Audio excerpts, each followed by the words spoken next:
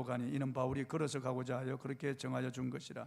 바울이 아소에서 우리를 만나니 우리가 배에 태우고 미둘레네로 가서 거기서 떠나 이튿날 기호 앞에 오고 그 이튿날 사모에 들리고 또 그 다음날 밀레도에 이르니라.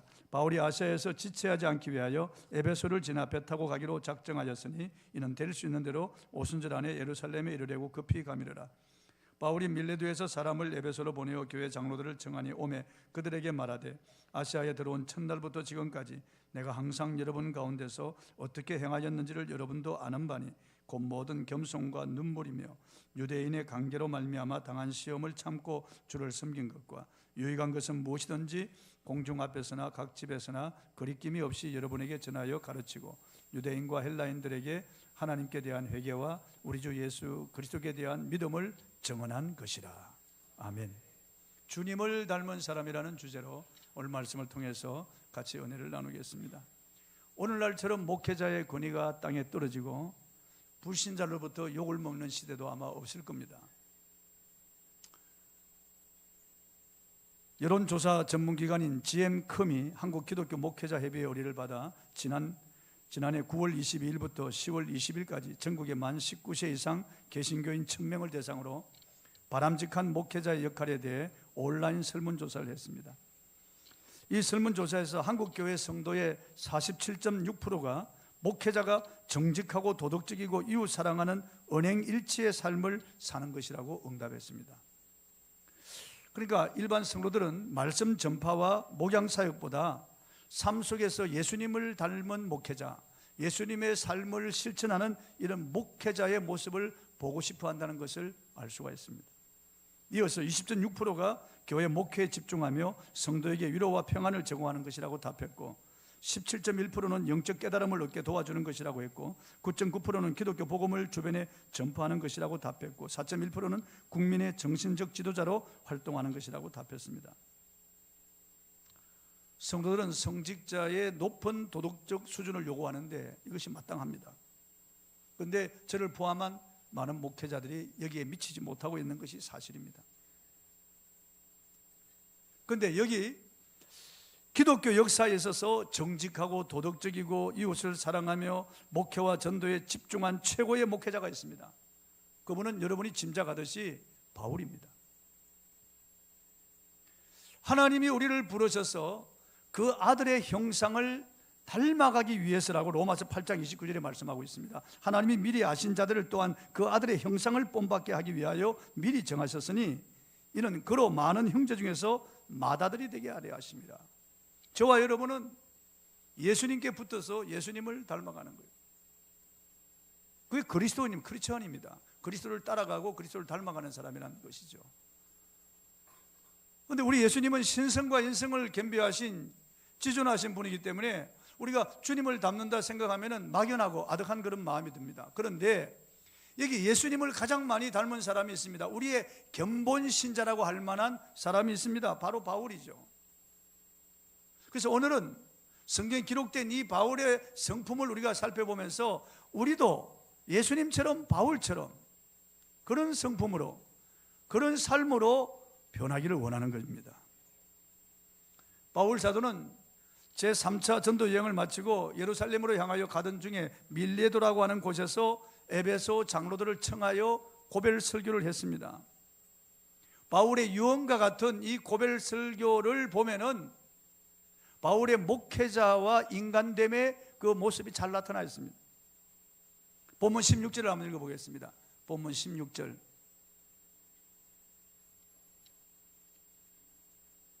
시작. 바울이 아시아에서 지체하지 않기 위하여 에베소를 지나 배 타고 가기로 작정하였으니 이는 될 수 있는 대로 오순절 안에 예루살렘에 이르려고 급히 가미르라. 바울 사도는 유대인의 명절인 오순절에 예루살렘에 유대인들이 많이 모이는 것을 압니다. 각 나라에 흩어져 살던 유대인, 즉 디아스포라, 이 유대인들이 예루살렘에 다 방문합니다. 그래서 될 수 있는 대로 오순절 전에 가서 오순절날 모이는 유대인들과 그리고 각 나라에서 모이는 유대인들에게 복음을 전하기를 원했던 겁니다. 그래서 에베소에 들리지 않고 바로 밀레도에 왔다가 예루살렘으로 가는 겁니다. 그래서 밀레도에서 한 50km 떨어진 에베소에 있는 교회 장로들을 밀레도로 청해서 그들에게 고별 설교를 하는 겁니다. 바울은 에베소에서 3년 동안 목회하면서 장로들을 세웠습니다. 그래서 교회가 든든해졌습니다. 바울은 에베소 교회를 목회하면서 에베소 교회의 성도를 사랑하는 마음이 너무 컸습니다. 그래서 지금 떠나면 다시 얼굴을 볼 수 없을지 모르는 이 교회 장로들, 그들에게 이 마지막 당부를 하는 겁니다. 그 말씀이 20장에 기록이 되어 있습니다. 이 본문의 말씀을 통해서 우리 온 성도들의 귀감이 되는 이 바울의 목회자상, 그리고 그분의 예수 닮은 성품을 우리가 볼 수 있습니다. 첫째, 바울은 처음과 나중이 같은 분입니다. 본문 18절을 한번 읽어보겠습니다. 시작. 오매 그들에게 말하되 아시아에 들어온 첫날부터 지금까지 내가 항상 여러분 가운데서 어떻게 행하였는지를 여러분도 아는 바니. 여기 안다고 하는 것은 사귐을 통해서 잘 아는 것을 말하는 거예요. 부부가 결혼해서 한 집에 살면서 서로가 서로를 알아가는 것, 그래서 서로의 연약함도 약점도 허물도 단점도 서로가 다 내어놓고 서로가 서로를 사사시 다 아는 것처럼 바울도 3년 동안 에베소 교회를 목회하면서 그들과 동고동락하면서 생사고락을 같이 하면서 그들과 함께 생활했기 때문에 바울에 대해서 에베소 교회 성도들이 너무나 잘 알아요. 그냥 여러분이 33년을 인해교회에서 목회한 저를 아는 것보다 훨씬 더 에베소 교회 성도들이 바울을 잘 알아요. 왜냐하면 함께 생활했거든요. 그 어려운 고비를 함께 넘겼거든. 그리고 바울이 어떻게 그들을 목회했는지 그들이 너무나 잘 알고 있어요. 그래서 바울은 아시아에 들어온 첫날부터 지금까지 내가 항상 여러분 가운데서 어떻게 행하였는지를 여러분도 아는 바라. 바울은 첫날부터 지금까지 변함없어요. 초지일관하고 시종여일 주님을 사랑하고 성도를 사랑하며 그들을 향하여 헌신적으로 목회한 그 바울, 변함이 없다는 거예요. 오늘 우리는 예수를 믿고 이렇게 변화되어 나가야 되는데 예수를 믿고 세월이 가면서 변질되는 사람이 있습니다. 변화되기는 커녕 변질되는 사람이 있습니다. 처음에는 성령으로 시작했다가 육체로 마치는 사람들이 있습니다. 처음에는 주님을 뜨거운 마음으로 사랑하고 순수한 마음으로 주님을 사랑하면서 신앙생활을 했던 사람이 나중에는 타락하는 사람이 있습니다. 못된 성품으로 바뀌는 사람이 있습니다. 사람이 처음에 순수함이 사라지고 아주 교만한 사람이 있습니다. 얼굴 눈빛 다르고 그 벌써 어깨에 힘을 주고 목소리가 다른 거예요. 차라리 그럴 바에야 그냥 초신자로 그대로 있는 게 더 나을 뻔했습니다. 사람이 변질되면 안 돼요. 변화가 되어야 되죠. 오히려 처음보다 더 주님을 사랑하고 더 성도를 사랑하고 섬기는 사람이 되어야 되겠죠. 오늘 처음과 나중에 다른 사람들이 얼마나 많은지 알 수 없습니다. 대통령도 처음 대통령 취임 연설할 때 그 마음, 그 자세 그대로 가지고 대통령직에 임한다면 떠날 때 다 박수 받을 거예요. 존경받을 거예요. 그런데 우리나라 대통령들이 퇴임할 때 욕을 먹든지 아니면 가족 때문에 곤란을 당하고 다 불명예 퇴임을 하는 경우가 많았습니다.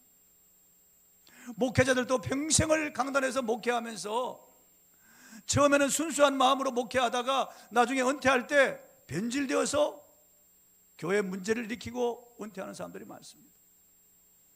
후임자와의 갈등 때문에 교회가 깨어지고 교회 파열음이 일어나고 교회가 갈라지고 세상 사람들한테 지탄을 받게 하는 그런 노욕 때문에, 그런 교만 때문에 목회자도 끝이 잘못되는 사람들이 있습니다. 여러분. 처음과 끝이 같아야 돼요.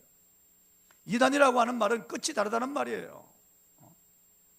다를 이자 끝단자 끝이 다른 게 그게 이단이에요. 인간관계 속에서도 웃음을 가지고 다가오지만은 속에 독을 품고 있는 사람들이 있습니다. 여러분. 그래서 10길 물속은 알아도 한 길도 안 되는 사람의 속을 모른다는 속담이 있는 거예요. 사람들이 변하는 거예요. 바울이 말년에 로마 감옥에 있을 때 대마는 세상을 사랑하여 바울을 떠나 데살로니가를 가버린 거예요. 배신한 거죠. 그 바울이 너무너무 서운한 거예요. 이런 것들이.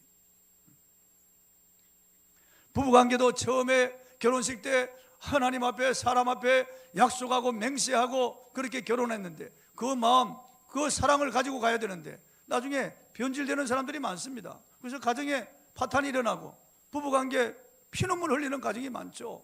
서로 연애할 때 그 감정 그대로 가져가면 얼마나 좋겠습니까? 세상 유행가들을 들어보면은 대개 보면은 서로 배신한 것에 대한 그런 가사가 대부분 많아요. 반짝이는 별빛 아래 소곤대던 그날 밤, 천년을 두고 변치 말자고 댕기 풀어 맹세한 그 밤, 사나이 목숨 걸고 바친 순종 모질게도 밟아놓고 그대는 지금 어디 단꿈을 꾸고 있나, 무너진 사랑 타봐 야소가티마, 이런 노래들 보면 창밖 계자도 보면은 말이에요, 차라리 그대의 손으로 내 눈을 감기라. 얼마나 배신감이 컸으면 그런 노래를 부르겠어요. 하얗게 되어서 미치는 거예요. 그냥 배신돼서. 사랑의 배신 말이에요. 끝이 다른 거예요. 여러분 처음과 나중이 같기를 바랍니다. 아니 우리는 점점 더 좋은 사람이 돼야 됩니다. 여러분 바울처럼 시종여일하고 초지일관하는 사람이 돼야 되겠어요. 변함없는 사람이 돼야 되겠어요. 보정수표와 같은 사람이 돼야 되겠습니다. 누구나 보아도 견본신자가 돼야 돼요. 교회에서 제가 생각할 때 그 사람 정말 믿을 만한 사람이야, 그 사람 충성스러운 사람이지, 그런 인정을 받을 수 있도록 해야 됩니다. 여러분 사람 앞에도 인정을 받아야 되는 거예요. 바울은 에베소 교회 장로들에게 처음부터 지금까지 내가 너희 가운데서 어떻게 행한 것을 너희가 안다고 말이야. 다 아는 거예요. 다 안다. 너희가 안단 말이야. 변함없이 목회하고 변함없이 사랑하고 변함없이 헌신했다는 거예요. 여러분 그런 사람이 되길 바랍니다. 두 번째, 바울은 목회자로서 겸손한 분이었습니다. 본문 19절을 한번 읽어보겠습니다. 시작. 곧 모든 겸손과 눈물이며 유대인의 관계로 말미암아 당한 시험을 참고 주를 섬긴 것과 모든 겸손이라고 그랬어요. 모든 겸손. 성도를 대하는 데도 겸손하게, 설교할 때도 겸손하게, 가르칠 때도 겸손하게, 불신자들을 대할 때도 겸손하게, 모든 겸손입니다. 바울은 자기 자랑을 하려면 얼마든지 자기 자랑할 것이 많은 분입니다. 소위 세상 경력으로 따진다면 부러워하는 것들 다 가졌습니다. 그의 출신, 성분, 가문, 학식, 학력, 직위, 그 당시로서는 놀라운 것들을 가지고 있었습니다. 영적인 경력도 대단한 분입니다. 부활하신 예수님을 친히 만났어. 그분으로부터 직접 사명을 받은 사도입니다. 그는 대전도자요, 신학자요, 목회자가 되어 성경 13권을 기록한 분입니다. 어마어마한 일이죠.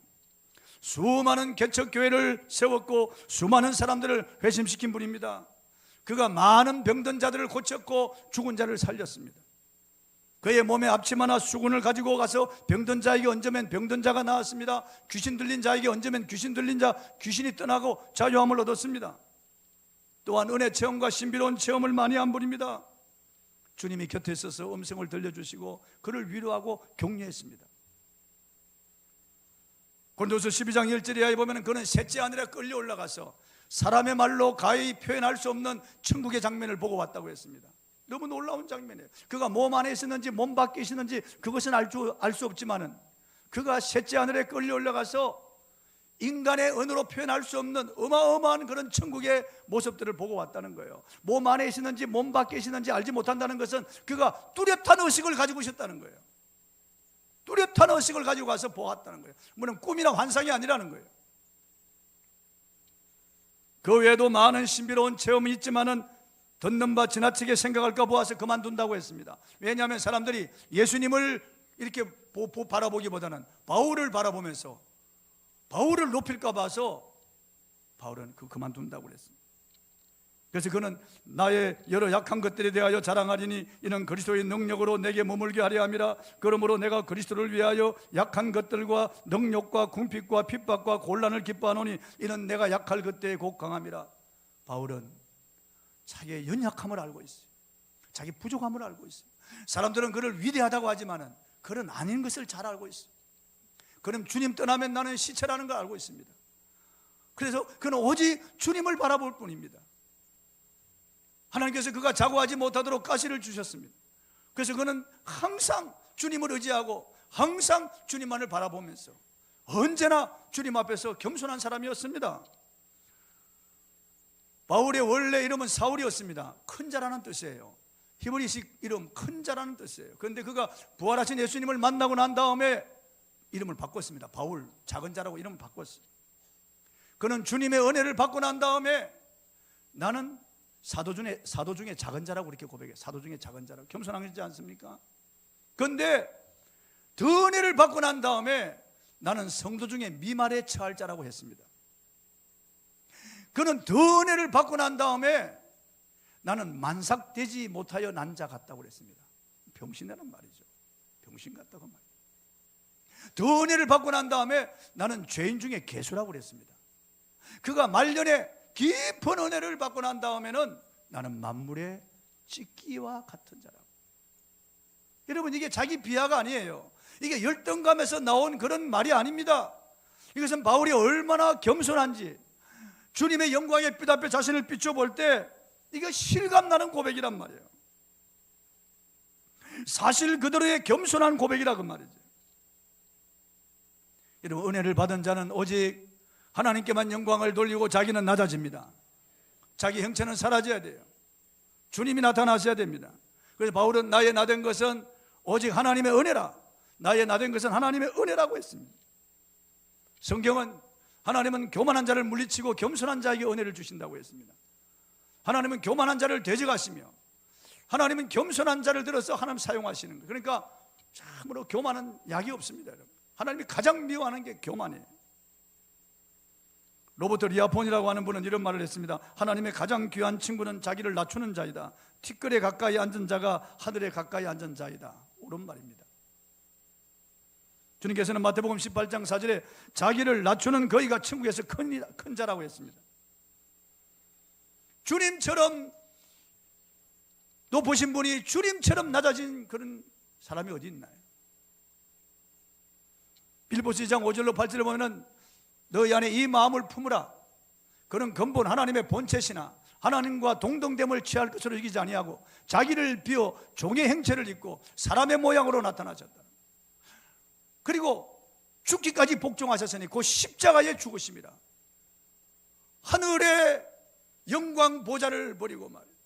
천군 천사들의 경배를 받던 지존하신 그분이, 하늘과 땅을 지으신 만물의 주인이신 그분이, 영광 가운데 계신 만유의 주께서 낮아지시는데 어디까지 낮아지십니까? 사람이 되고 종의 행체를 취해서 사람의 모양으로 나타나고 사람이 되었어. 죽기까지, 십자가에 처참하게 죽기까지 그렇게 낮아지시는 거예요. 왜요? 우리 때문에, 우리를 섬기려고요. 섬기려고요. 인자 온 것은 섬김을 받으려 함이 아니요 도리어 섬기려 하고 자기 목숨을 많은 사람의 대속물로 내어주려 함이라. 주님은 성찬 후에 허리에 수건을 동이시고 제자들의 더러운 발을 씻기셨습니다. 그리고 내가 주와 선생이 되어 이와 같이 하셨으니 너희들도 이와 같이 하라. 섬기라 그 말이에요. 겸손은 남을 나보다 낮게 여기는 거예요. 겸손은 형제 우애를 가지고 서로 사랑하는 겁니다. 겸손은 서로 존경하기를 먼저 하는 겁니다.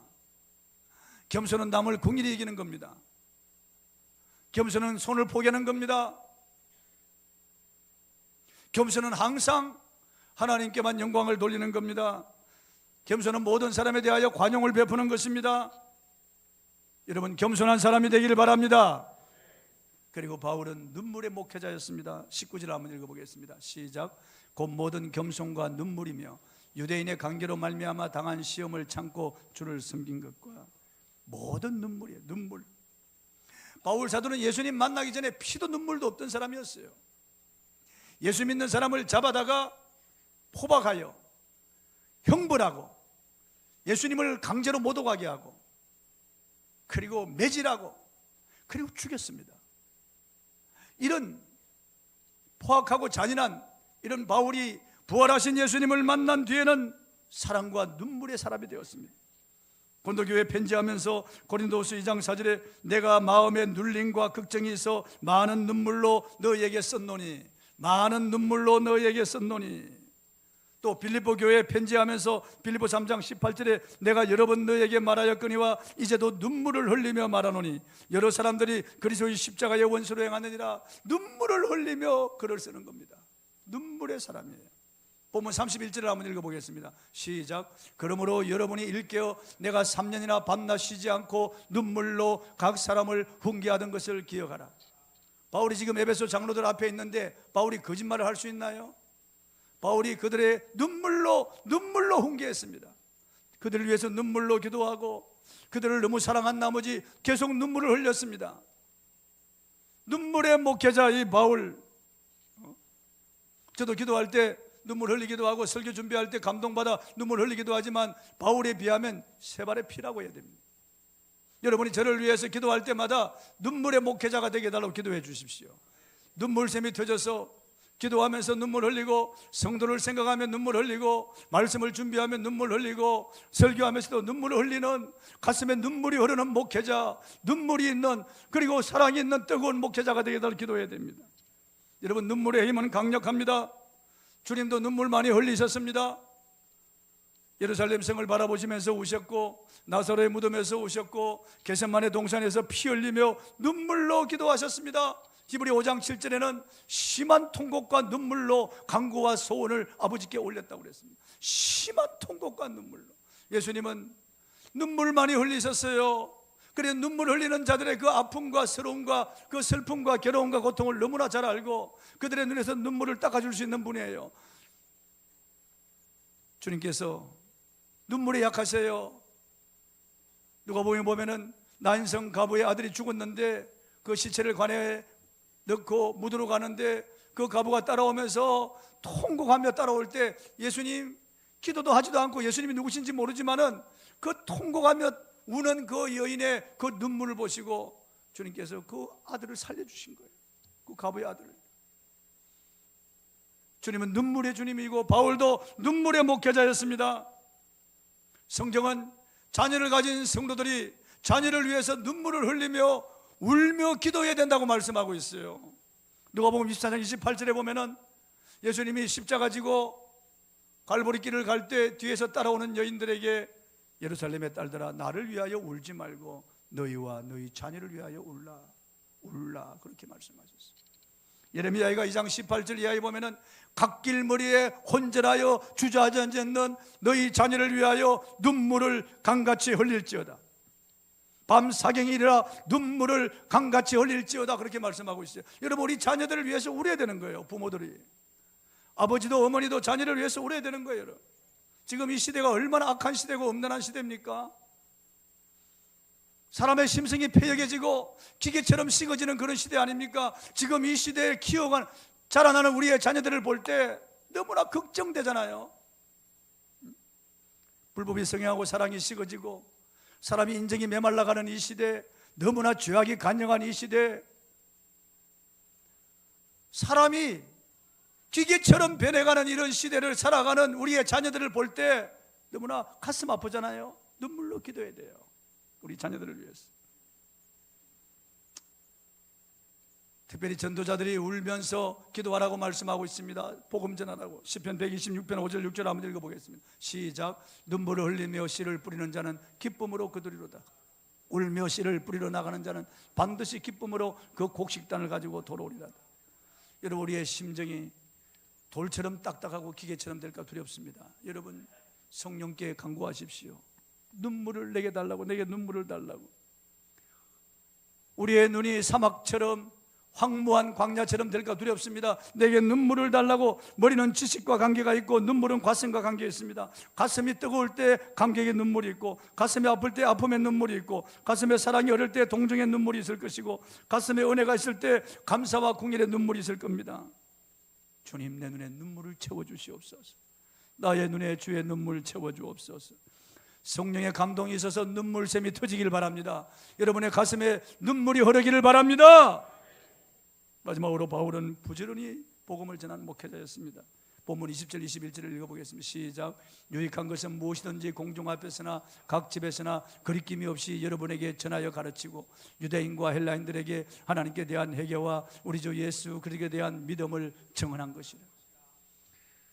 유대인의 회당에 들어가서 복음을 전하고 공중 앞에서 복음을 전했습니다. 각 집에서도 거리낌 없이 가르쳤습니다. 복음을 전했습니다. 바울은 에베스, 드로아, 그리고 또 빌립보, 데살로니가, 베레아, 그리고 고린도, 갱그리아, 아테네 다니면서 저작거리에서 각 사람이 많이 모이는 곳에 가서 계속 복음을 전하고, 유대인의 회당에 들어가서 유대인들에게 복음을 전하고, 각 집에서도 복음을 전하고, 바울은 부지런히 복음을 전했다는 거예요. 하나님께로 돌아오라고 바울은 복음을 전했습니다. 하나님께 돌아오는 길이 예수 그리스도라고 회개하고 하나님께로 돌아오는 길이 바로 예수 그리스도라고. 나는 내가 곧 길이요 진리요 생명이니 나로 말미암지 않고는 아버지께로 올 자가 없느니라. 오직 예수 그리스도의 십자가에 열린 피만이 우리의 모든 죄를 씻어주는 능력입니다. 여러분, 예수의 이름을 부르는 자는 구원받습니다. 다른 데 구원이 없습니다. 다른 종교에 구원이 없습니다. 그 누구도 우리를 구원할 수가 없습니다. 교육이나 과학이나 세상의 지식이나 철학이나 인간의 선행이나 어떤 것들로도 구원 얻을 수 없습니다. 돈 가지고 안 되고 힘도 안 되고 의료도 안 되고 힘수도 안 되고 어떤 방법으로도 구원 얻을 수 없습니다. 모든 사람은 아담 이후로 다 죄인이 되었고 우린 다 죄의 저주를 받아서 이렇게 타락하고 지옥으로 가고 있습니다. 한 사람도 거기서 벗어날 사람이 없습니다. 그런데 하나님의 아들 예수님이 이 땅에 사람이 되어 오셔서 우리의 모든 죄를 걸머지고 십자가에서 피 흘려 죽으시고 우리의 죄를 청산하셨어요. 예수의 흘린 십자가의 보혈이 우리의 모든 죄를 밝히는 능력입니다. 다 이루었다 하고 예수님이 죽으셨어요. 그리고 우리의 모든 죄는 다 영원히 속죄되고 하나님과 우리 사이에 막힌 죄악의 답이 무너졌습니다. 누구든지 예수 그리스도의 십자가를 통하여 하나님께로 나아갈 수 있는 길이 열린 겁니다. 무덤에 장사 지낸 바 되었다 사흘 만에 부활하셨어. 예수님이 이 복음을 만민에게 전하라고 하셨어. 예수 외에는 구원이 없습니다. 여러분, 예수 그리스도 하나님과 죄인 사이의 유일한 중보자 예수 그리스도, 천국 가는 유일한 길 the way 예수 그리스도, 그분에는 구원이 없다는 거예요. 바울은 그것을 부지런히 전했습니다. 피가 맺히도록 전하고 목이 터지라고 전했습니다. 3년 동안 에베소에서도 그 예수 그리스도를 전한 거예요. 그분을 더 깊이, 더 넓이, 더 높이 더 많이 그분을 알도록 예수님이 그 예수 그리스도에 대하여 자나 깨나 밤이나 낮이나 오직 예수를 전한 거예요. 부지런히 전한 겁니다. 아시아 에베소 교회에서 목회할 때 두란노 서원을 빌려가지고 거기서 2년 동안 심혈을 기울여서 가르쳤어요. 심혈을 기울였어요. 유대인들의 회방, 박해, 그리고 그 생명의 위협을 당하면서도 부지런히 천하보다 귀한 영혼을 얻기 위해서 복음을 전했어요. 그런데 오늘날 목회자들이 그리고 선교사들이 게으른 사람들이 있습니다. 오늘 성도 중에서도 게으른 사람들이 있습니다. 주님의 이 피 묻은 복음을 가지고 있으면서 이 놀라운 비밀을 가지고 있으면서 부지런하지 아니고 게으르고 나태하여 주저앉아 있는 사람, 입을 열지 않는 사람들이 많습니다. 복음을 부끄러워하는 사람도 있고 두려워하는 사람들이 있습니다. 얼마나 많은 사람들이 영적으로 깊은 잠에 빠져 있는지, 영적으로 나태하고 게으른 자리에 있는지 알 수 없습니다. 목회자도 그렇습니다. 종교개혁을 일으킨 마틴 루터는 대교리문답에서 이렇게 적었습니다. 우리는 지금 너무나 많은 목사와 설교자들이 게으르고 태만한 현실을 눈으로 목도하고 있습니다. 태만한 목사와 설교자들이 신앙적 열정도 없고 자기 배를 채우기 위해 사는 폭식가일 뿐입니다. 그럴 바에야 목회자인 목사가 되지 말고 돼지를 키우거나 계집이나 지키는 편이 낫습니다. 루터가 목사들에게 요구한 것은 목사들이 부지런히 성경을 연구하여 성경을 가르치는 것이었어요. 그런데 많은 목사들이 이렇게 게으르고 나태한 것을 보면서 루터가 한탄한 거예요. 거룩한 분노가 일어난 거예요. 자기 본업에 집중하지 않고 태만하고 다른 데 기웃거리는 이런 목사들을 볼 때 루터가 분노한 거예요. 오늘도 많은 목사들이 목회 강단에 있지 아니하고 성도들 위하여 기도하는 자리에 있지 아니하고 엉뚱한 자리에 가 있는 것, 여기 기웃 저기 기웃하는 목사들이 있다고 말이에요. 오늘 성도들도 부지런하여 게으르지 말고 열심을 품고 주를 섬기라고 로마서 12장 11절에 말씀하고 있는데 부지런하지 않는 거예요. 이제 말씀을 맺습니다. 사도 바울은 정말 성도의 기감이 되고 목회자의 기감이 되는 분이에요. 바울은 초지일관하고 시종일관해서 변함이 없어요. 바울은 점점 더 겸손해요. 가면 갈수록 점점 겸손했습니다. 바울은 눈물의 목회자였습니다. 그 가슴이 뜨고 눈물이 많아요. 주님을 많이 닮은 분이에요. 바울은 부지런한 목회자였습니다. 바라기는 저와 여러분이 이런 사람이 되길 바랍니다. 이런 사람이 되길 바랍니다. 찬송하겠습니다.